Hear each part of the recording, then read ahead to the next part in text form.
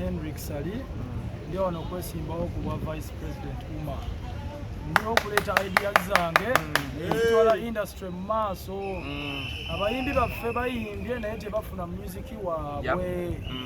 There is a lot of mess in the music industry. Ate ndowooza ninamuko ku magezi genso kuleta ku table ne contributing of the music industry. Saba mumpagire voting ebyo bimala toyongerako kyebayita vice president yoyo abaana bava mu famire z'abakulembezera be bali kulembera.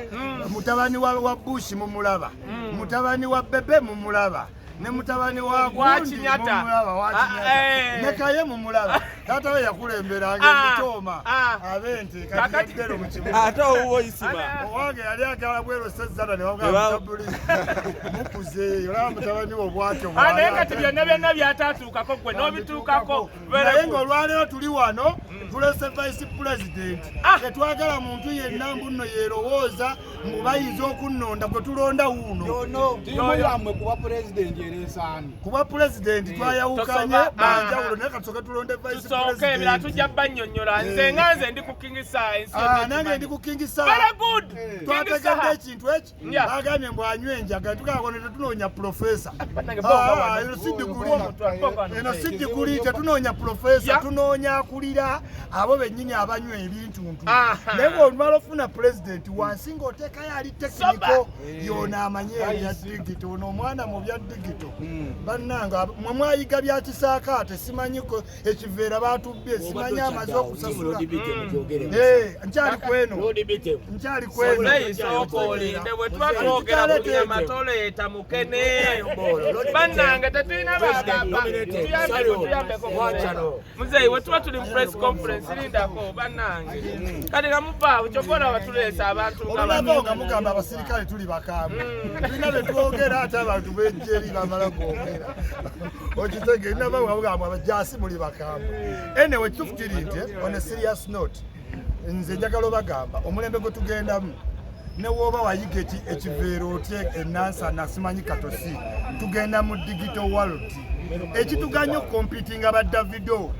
nti tiimu omubeera organized mujja funa zirebe ezaddala mujja funa abagagga agambe miliyoni byange 5 mbitadde muyimbi kuba bajjala bavali for their what money kakati omuleeta abantu nti no ye ategeka nnyo ekiveera ate omugudde twagala omuyimbi kijjawa kizibu okuŋŋaanya ssente okole vidiyo ya mitwalo emeka abo Abanigeria bwe mwegombesa balina amaanyi emabega agabayimiriddeyo naye gabayimiriddeyo lwakuba bali organized Don Jazzy aba akimanyi nti abaana bange 6 bajja kundetera miliyoni $4 kati ateekamu ki ssente naye teri ajja teeka ssente wantu nga temuli organized kati tubaleetedde abaana abato mubembuleesinge mwamanyira nnyo abakulu bafuga era naffe tukimanyi naye tugenda tutulanziiti nga Museveni agamba tukyuse obukulembeze nga tubuwa abaana abaki abato we munaamala eno wansi naye tubukyusize ddala byewo nnyo obukulembeze tubuwa abaana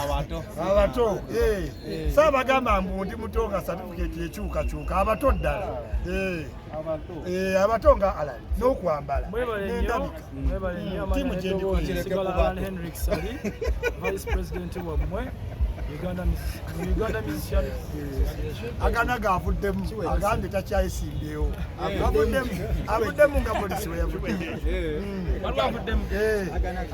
aganaga tasobola butavaamu ng'alabye egundi empologomezze aganaga agenda mwetondera nga bwe yeetondera gundi nsubuga agundi ewa erubaga era yaganaga yabadde nga abaddusi b'e Kenya wabaawo akulembera naye wabaa bagenda owangula n'avaayo diplotiki n'akolaki n'ayita waganaga ada tugulira kkubo kati tujje bannange tujje empologomejje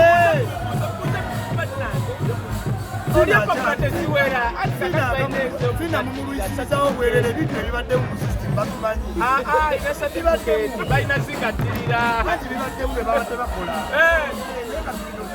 abawagira fina bannange mutuyambe ne certificate zadde emabbali ate kuba diguli empya nno myaka egi ebiri siga nti byeyasoma yabyerabira waliwo abaasoma nga yeetaga fresha course banekambabulire ebyaddala bwe muneesiba ku bantu abo nti nakoma okuyimba mu myaka simanya 15 industry mugize emabega mami tulese omuntu atagenda tajja kusomana akola mami omuntu jajjawo abadde yasoma mufuzi kuva mu gwenkaaga obukulembeze butambulire mu nsaayi jajjawo yatandikira mu vira wuuyo paaka wuuyo atuletedde n'omuzzukulu mami wayolabyeko yisima nga kkanya ne muzigaono naye ono yatukasi ono yatukasi tumala kwisa mukulembeze ngabandesi wana abantu babiri kampeyini oluzitandika ddi kingizaano ono tetwagala posta zaffe tuziyina billboard tuziyina Kampala okukeera nga vice president okuva wano mpaka Kawempe teri kwekwasa aganaka alina billboard oba tolina billboard ate kati oba okyavuganya oyagala ba prefect vice president winner democracy candidate tayogera nnyo ate ayogera kyabogezi webali taata we yabaleese nga bali bamanyidde nga tebalina babogere ate bali balina omanya gwe balonda mulaba ndowooza mulabe omukisa wajja mugereke temugamba ekyogero kikole ku ssaawa mbuulire omuntu kwe basabitewali temukyogera amazzi gakulukuta tegaali gakulukutte ojja kugamba bintu bitegeere kyabakyala tuleeta vice president vice president kyabakyala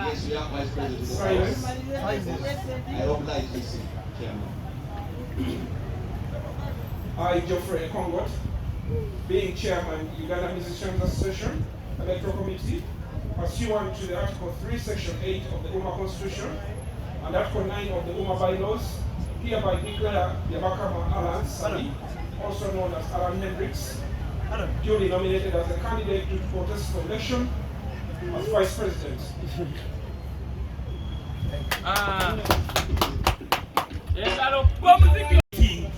ng'era obukulembeze buvudde mu musaayi azze kutereeza omukugu mu IT na buli kimu. Henry. Thank you so much. My name is Allan Hendricks Sali, aka Yamkama Allan. I'm so happy to be here and I'm so excited to join UMA in the next few days. Nina ngenda okukolera Abannayuganda abayimbi bingi. Ngenda byogera mu press conference yange gyegenda okukola naye ku ebyo twetaaga unity first mu industry yaffe. Unity nti buli muyimbi asobola okukwatagana n'omuyimbi omulala. Kiri on record nti buli muyimbi almost 80% buli muyimbi yali abaddeko n'olutalo n'omuyimbi omulala. It's on record. Allan Hendricks sibenangako na lutalo na muyimbi n'ogu n'omu. Ngenda tandika neki ne unity. Number 2, Zengazi Allan Hendrick, I'm a software developer. I want to digitize the music industry of Uganda. Buli kimu kirina kubeera digital. For example, I would challenge whatever is happening. Nze kennyini noonyeza information about UMA nembula. UMA does not have a website, an official website. Nze Allan Hendrick, I'm offering to do a website for UMA. Atandikiddewo okukola. Kyengenda okukola, oba mpitamu oba Siyiisemu, ngenda kikola ewawulidde. All I will need is just information, everything about UMA. Ekyokusatu, legal protection of craft w'abayimbi. Nti bayimbi bangi balina art, balina ennyimba zihiitinga, ziyiseewo naye tebalina za rate. Why? Other people are taking their money. So legal protection of the music trainer. Then engagement. Kino ekibiina bakiyita Uganda Musicians Association. naye omwana ow'ekisolo tumulese tutya? How do we engage musicians in Mbale? How do we engage musicians in Mbalala? I would be so happy nga n'abayimbi b'Ekabale we bali wano bali so involved. I'm so familiar to systems, nze ndi software engineer. So I have ideas I can bring on board to make sure nti UMA erina systems ezigasa abayimbi bonna. Lastly, kyesagala UMA to politicize politics in the music industry. Other than that, amanya nze Allan Hendrik basaba mumpagire abayimbi mwenna nzize to serve Uganda music industry. Amina.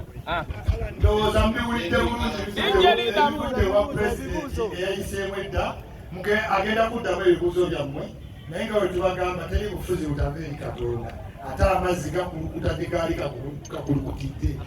Ono omwana atambulidde mu layini ya bufuzi.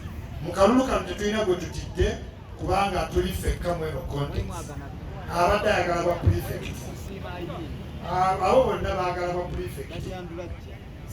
Jajandula alimba akikira aba producer kati katubire ebibuuzo ebimwagala okubuuza candidate naye mulidde press conference otujja okubamalirayo ebibuuzo bibiri n'ekisembeyo kyenerabidde I want to represent the new generation in the music industry. Apart from that, nja embracing aba legendaries ababaddewo ebbanga lyonna wewe ekitiibwa. Nsaba abayimbi abato mwenna, give respect to someone who has been there. You lose nothing. Thank you. Alex, yes, nze Alex Bongole, producer wa Live Wire. Ekibuuzo ekisooka mukama wange. Tukulaba olina interest era olina potential sobola okukulembera. But daddy wo yavuddeyo n'awanda eddusu ku muntu mulala takukkiririza ogenda kovisi okukulembera. Alex, ekisibo ekyo ekibuuzo kyandibadde fa Peter ng'okimubuuzizza wano nzize nga Allan Hendrik Sali. Thank you so much. Kibuuzo ekirala twagala